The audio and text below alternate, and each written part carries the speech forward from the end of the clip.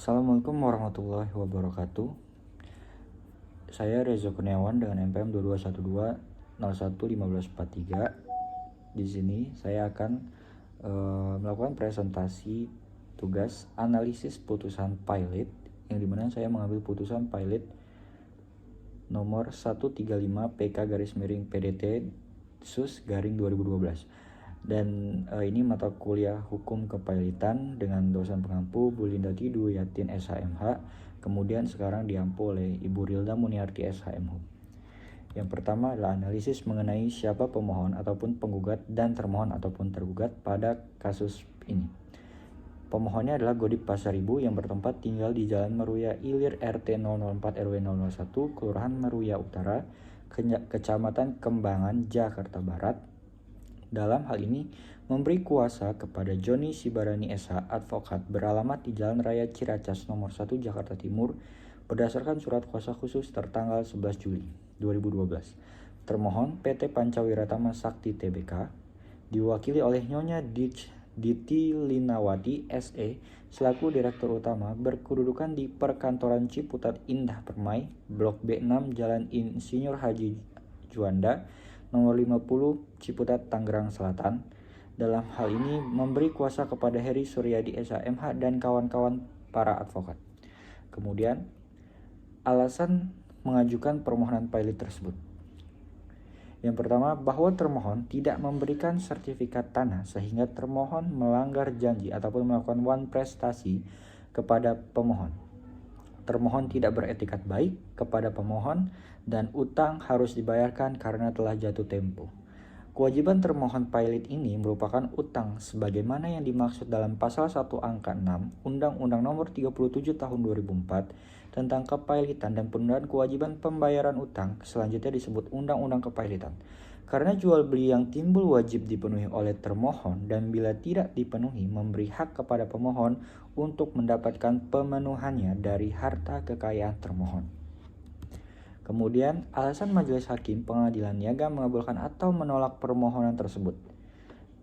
Yang pertama, termohon pilot memiliki utang kepada pemohon pilot telah jatuh tempo dan dapat ditagih. Yang kedua, termohon tidak beretikat baik.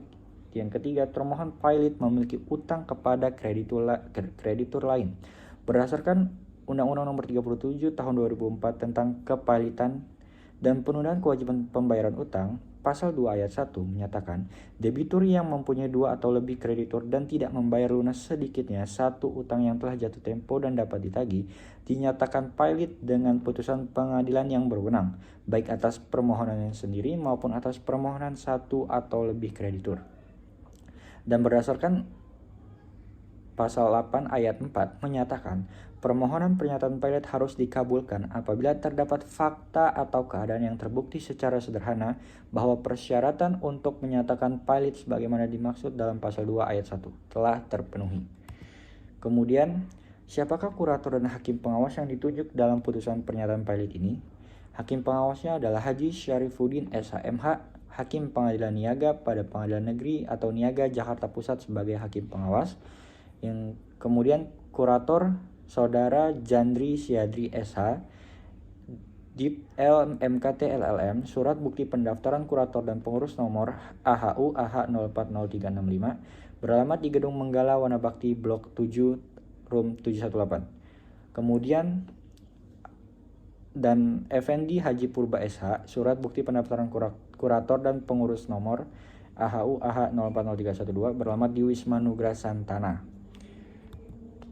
Kemudian, jika permohonan pilot dikabulkan, debitur dinyatakan pilot oleh PN, maka kapan berlakunya putusan tersebut?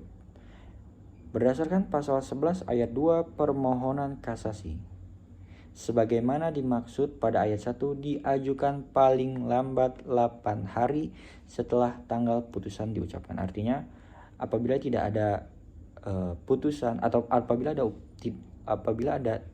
tidak ada upaya perlawanan hukum lain, maka putusan pilot bisa dieksekusi.